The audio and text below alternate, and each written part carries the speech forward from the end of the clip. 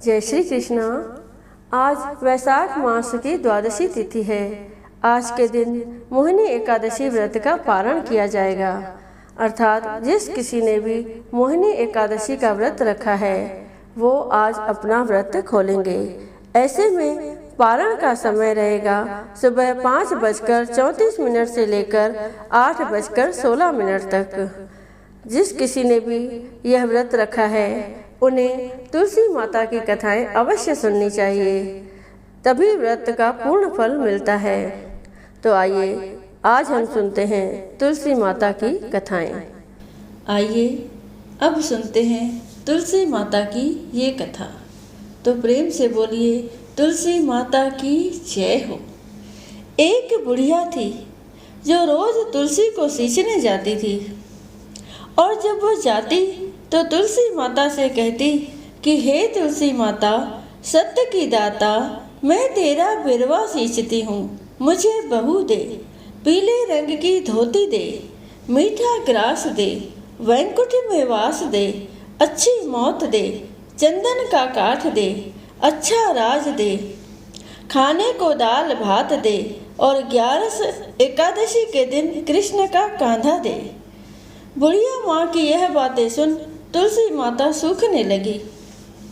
तुलसी माता को यूं सूखते देख भगवान ने पूछा, हे तुलसी, तुम दिन प्रतिदिन क्यों सूखती जा रही हो? तुलसी माता ने कहा कि बस मेरे मन की मत पूछो। भगवान ने कहा कि मैं नहीं पूछूंगा तो कौन पूछेगा? इस पर तुलसी माता कहती है कि एक बुढ़िया आती है और अपनी बात कहकर चली जाती है।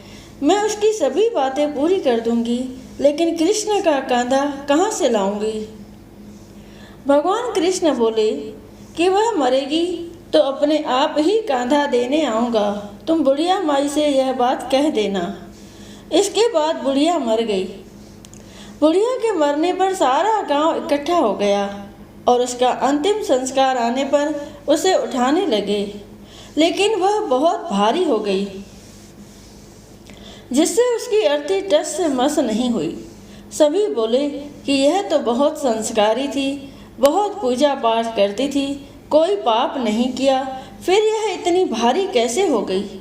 बूढ़े ब्राह्मण के वेश में भगवान आए और कहने लगे कि यह भीड़ कैसी है? तब गांव वाले बोले कि एक बुढ़िया मर गई है और वह इतनी पापिन थी कि उसकी अर्थी नहीं उठ रही है, वह बहुत भारी हो गई है। भगवान बोले कि मुझे इसके कान में कुछ कहने दो, फिर यह उठ जाएगी। भगवान बुढ़िया के पास गए और उसके कान में कहा कि माई, तू अपने मन की कर ले, पीताम्बर की धोती ले, मीठा ग्रास ले, वैकुंठ में वास ले, चटक की चाल ले, चंदन का काठ ले, झालर की झनकार ले, दाल भात को जी और कृष्ण का कंधा ले। भगवान की सभी बातें सुनकर बुढ़िया हल्की हो गई। भगवान अपने कंधे पर उसे ले गए। बुढ़िया को मुक्ति मिल गई और वह वैकुंठ को चली गई। हे तुलसी माता, जैसे आपने उस बुढ़िया माई को मुक्ति दी वैसे सभी को देना। जैसे भगवान ने उसे कांधा दिया वैसे हमें भी देना। बोलिए तुलसी माता की जय, बोलिए तुलसी सालिग्राम की जय, बोलिए लक्ष्मी नारायण भगवान की जय। आइए अब सुनते हैं भागवत पुराण के अनुसार तुलसी माता की संपूर्ण कथा। तो प्रेम से कहिए तुलसी माता की जय, तुलसी सालिग्राम की जय, लक्ष्मी नारायण भगवान की जय। तुलसी से जुड़ी एक कथा बहुत प्रचलित है। श्रीमद् देवी भागवत पुराण में इनके अवतरण की दिव्य लीला कथा भी बताई गई है। एक बार शिव ने अपने तेज को समुद्र में फेंक दिया था। उससे एक महातेजस्वी बालक ने जन्म लिया। यह बालक आगे चलकर जालंधर के नाम से पराक्रमी दैत्य राजा बना। इसकी राजधानी का नाम जालंधर नगरी था। दैत्यराज कालनेमी की कन्या वृंदा का विवाह जालंधर से हुआ। जालंधर महाराक्षस था। अपनी सत्ता के मद में चूर उसने माता लक्ष्मी को पाने की कामना से युद्ध किया, परंतु समुद्र से ही उत्पन्न होने के कारण माता लक्ष्मी ने उसे अपना भाई के रूप में स्वीकार किया। वहां से पराजित होकर वह देवी पार्वती को पाने की लालसा से कैलाश पर्वत पर गया। भगवान देवाधिदेव शिव का ही रूप धरकर माता पार्वती के समीप गया, परंतु माँ ने अपने योग बल से उसे तुरंत पहचान लिया तथा वहां से अंतर्ध्यान हो गई। देवी पार्वती ने क्रुद्ध होकर सारा वृतांत भगवान विष्णु को सुनाया। जालंधर की पत्नी वृंदा अत्यंत पतिव्रता स्त्री थी। उसी के पतिव्रत धर्म की शक्ति से जालंधर न तो मारा जाता था और न ही पराजित होता था। इसीलिए जालंधर का नाश करने के लिए वृंदा के पतिव्रत धर्म को भंग करना बहुत जरूरी था। इसी कारण भगवान विष्णु ऋषि का वेश धारण कर वन में जा पहुँचे, जहाँ वृंदा अकेली भ्रमण कर रही थी। भगवान के साथ 2 मायावी राक्षस भी थे, जिन्हें देखकर वृंदा भयभीत हो गई। ऋषि ने वृंदा के सामने पल में दोनों को भस्म कर दिया। उनकी शक्ति देखकर वृंदा ने कैलाश पर्वत पर महादेव के साथ युद्ध कर रहे अपने पति जालंधर के बारे में पूछा। ऋषि ने अपने माया जाल से 2 वानर प्रकट किए। एक वानर के हाथ में जालंधर का सिर था और दूसरे के हाथ में धड़। अपने पति की यह दशा देखकर वृंदा मूर्छित होकर गिर पड़ी। होश में आने पर उन्होंने ऋषि रूपी भगवान से विनती की कि वह उसके पति को जीवित कर दे। भगवान ने अपनी माया से पुनः जालंधर का सिर धड़ से जोड़ दिया, परंतु स्वयं भी वह उसी शरीर में प्रवेश कर गए। वृंदा को इस छल का जरा आभास न हुआ। जालंधर बने भगवान के साथ वृंदा पतिव्रता का व्यवहार करने लगी, जिससे उसका सतीत्व भंग हो गया। ऐसा होते ही वृंदा का पति जालंधर युद्ध में हार गया। इस सारी लीला का जब वृंदा को पता चला तो उसने क्रुद्ध होकर भगवान विष्णु को शिला होने का श्राप दे दिया और स्वयं सती हो गई। जहाँ वृंदा भस्म हुई वहाँ तुलसी का पौधा उगा। भगवान विष्णु ने वृंदा से कहा, हे वृंदा, तुम अपने सतीत्व के कारण मुझे लक्ष्मी से भी अधिक प्रिय हो गई हो। अब तुम तुलसी के रूप में सदा मेरे साथ रहोगी। जो भी मनुष्य मेरे शालिग्राम रूप के साथ तुलसी का विवाह करेगा उसे इस लोक और परलोक में विपुल यश प्राप्त होगा। बोलिए तुलसी शालिग्राम भगवान की जय। बोलिए लक्ष्मी नारायण भगवान की जय। आइए अब सुनते हैं तुलसी माता की ये कथा। बोलिए तुलसी माता की जय। एक कन्या थी। जब वह थोड़ी बड़ी हुई और उसको समझ आने लगी, तब से ही वह तुलसी माता जी की पूजन करने लगी। उसके प्रतिदिन का नियम था कि तुलसी माता जी का पूजन करने के बाद ही खाना खाती थी। जब वह कन्या शादी के लायक हुई तब उसके माता पिता ने उसकी शादी करवा दी। कन्या को उसके माता पिता ने दहेज में भी एक तुलसी का गमला दिया। ससुराल में वह प्रतिदिन सवेरे उठते ही पूजा करती, फिर उसके बाद ही खाना खाने बैठती थी। उसकी 2 जेठानियाँ थीं। वो दोनों उसका मजाक उड़ाती थी कि बड़ी नियम धर्म वाली बनती है। उन दोनों को उससे बहुत ईर्ष्या होती थी। इसीलिए वो दोनों तुलसी जी का गमला भी छुपा देती। वह कन्या बड़ी मुश्किल से गमला ढूंढ कर लाती, अच्छे से पूजा करती और फिर खाना खाती। वह गमला ढूंढ कर लाती तो एक दिन तो उसकी जेठानियों ने क्या करा कि गमला ही दूर फेंक दिया। कन्या ने खूब ढूंढा पर उसे गमला नहीं मिला। वह बहुत ही परेशान हो गई। उस दिन तो उसने खाना भी नहीं खाया, उसका नियम जो था।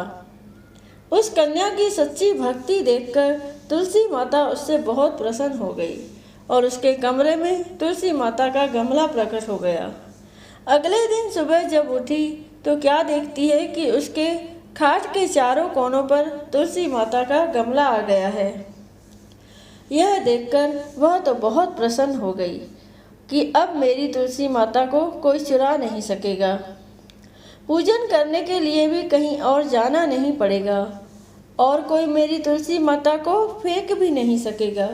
वह तो जल्दी से उठकर स्नान करती है और तुलसी माता की पूजन कर लेती है। जब वह खाना खाने बैठी तो उसकी जेठानियाँ मजाक करने लगी कि लो देवरानी का नियम धर्म पूरा हो गया। उससे पूछती है कि तुलसी जी की पूजा कर ली क्या? देवरानी धीरे से बोलती है, हाँ कर ली। जेठानियाँ बोलती है, कहाँ से कर ली पूजा? गमला तो फेंक दिया था। देवरानी कहती है कि देख लो मेरे कमरे में खाट पर तुलसी जी लगी रही है। जेठानियाँ बहुत शर्मिंदा हुई और बोली कि देवरानी तेरी भक्ति सच्ची है, हमने तुझे बहुत परेशान करा, हमें माफ़ कर दो। देवरानी उन्हें माफ़ कर देती है। हम भी तुलसी माता जी से यही प्रार्थना करते हैं कि हे तुलसी माता, जैसी कृपा आपने देवरानी पर करी वैसी हम सब पर भी करना। बोलिए तुलसी माता की जय। बोलिए तुलसी सालिग्राम की जय। बोलिए लक्ष्मी नारायण भगवान की जय। राजा अम्बरीश राजा नाभाग के पुत्र थे। वह 7 द्वीपों के राजा थे। वह बहुत ही ब्रह्म ज्ञानी और विष्णु भक्त थे। वह भगवान विष्णु की कथाएं सुनते और मंदिरों में दर्शन करने जाते। विष्णु भक्ति के आगे वह घर, स्त्री, पुत्र, धन, धान्य सब कुछ तुच्छ समझते थे। एक बार भगवान विष्णु को प्रसन्न करने के लिए उन्होंने साल भर पत्नी सहित एकादशी का व्रत रखा। कार्तिक मास में व्रत जब समाप्त हुआ तो उन्होंने 3 दिनों तक उपवास किया। विष्णु भगवान का पूजन किया। ब्राह्मणों को 60,000 गौओं का दान दिया।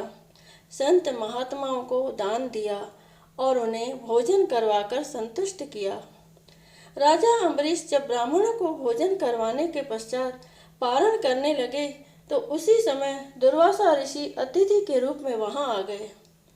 राजा अम्बरीश ने दुर्वासा ऋषि का पूजन और स्वागत किया और उन्हें भोजन के लिए विनती की। दुर्वासा ऋषि कहने लगे कि मैं पहले यमुना नदी में स्नान कर भोजन करूंगा। दुर्वासा ऋषि स्नान करने चले गए। उधर द्वादशी केवल कुछ मुहूर्त ही रह गई, जिस मुहूर्त में पारण करना आवश्यक था, नहीं तो राजा का व्रत निष्फल हो जाता। राजा अम्बरीश दुविधा में पड़ गए। क्यों दुर्वासा ऋषि अभी वापस नहीं आए थे? अगर अतिथि ब्राह्मण को भोजन करवाए बिना पारण करते तो पाप के भागीदार बनते, लेकिन पारण किए बिना द्वादशी व्यतीत हो जाने पर पारण का महत्व समाप्त हो जाता। ऋषियों ने कहा कि महाराज, आप केवल जल से पारण कर लें, इससे आपका व्रत भी व्यर्थ नहीं होगा और कोई दोष भी नहीं लगेगा, क्योंकि जल को भोजन और अभोजन दोनों रूपों में माना जाता है। ऋषियों के परामर्श पर राजा अम्बरीश जल पान कर दुर्वासा ऋषि की प्रतीक्षा करने लगे। यमुना से लौटने पर दुर्वासा ऋषि अपनी तप शक्ति से जान गए कि राजा अम्बरीश ने जल पी लिया। राजा अम्बरीश पर क्रोधित होते हुए दुर्वासा ऋषि कहने लगे कि तुमने धर्म का उल्लंघन किया है। राजन, तू लक्ष्मी और धन वैभव में अंधा हो गया है।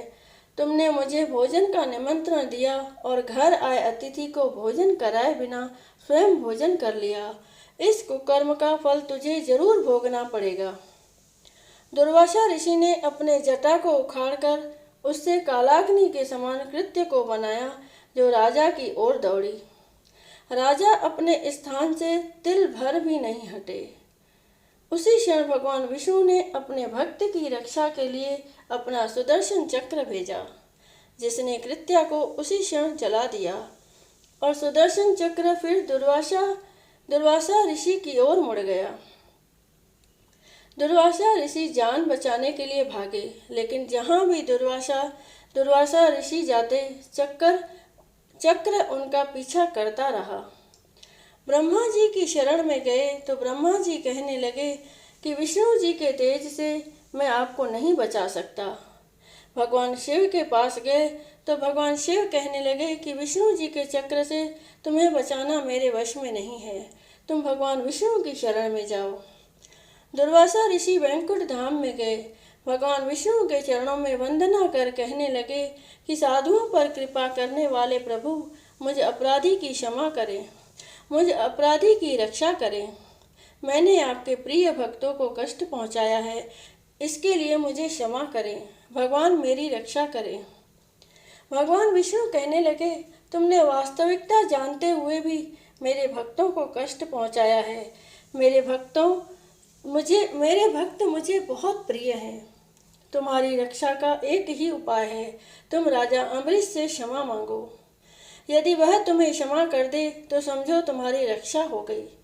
वह बहुत दयालु है और धार्मिक राजा है, वह तुम्हें जरूर क्षमा कर देंगे। दुर्वासा ऋषि राजा अम्बरीश के पास पहुंचकर उनसे क्षमा मांगने लगे। आपके अपमान के कारण भगवान विष्णु का सुदर्शन चक्र मुझे जला रहा है। राजा अम्बरीश जी के पैरों में गिर गए। उन्हें दुख में देखकर राजा अम्बरीश को बहुत दुख हुआ। भगवान विष्णु के सुदर्शन चक्र को शांत करने के लिए राजा अम्बरीश ने स्तुति की। स्तुति सुनकर सुदर्शन चक्र शांत हो गए और वापस लौट गए। दुर्वासा ऋषि भी सुदर्शन चक्र के ताप से मुक्त होकर सुखी हो गए। दुर्वासा ऋषि ने राजा को आशीर्वाद दिया और कहने लगे, आप धर्मात्मा और दयालु हैं। आपने मेरी दुष्टता को भूलकर मेरी रक्षा की। दुर्वासा ऋषि को सुदर्शन चक्र के भय से मुक्ति में 1 वर्ष व्यतीत हो गया, लेकिन राजा अम्बरीश दुर्वासा ऋषि की प्रतीक्षा में 1 वर्ष तक केवल जल ही पीकर रहे। सुदर्शन चक्र से मुक्ति के पश्चात उन्होंने दुर्वासा ऋषि को भोजन करवाकर तृप्त किया और दुर्वासा ऋषि की आज्ञा के बाद उन्होंने फिर भोजन किया। उसके पश्चात दुर्वासा ऋषि अपने लोक चले गए और राजा भक्ति के साथ राज्य करने लगे। राजा अम्बरीश की इस प्रसंग को सुनने पढ़ने से भगवान विष्णु की कृपा प्राप्त होती है। बोल विष्णु भगवान की जय।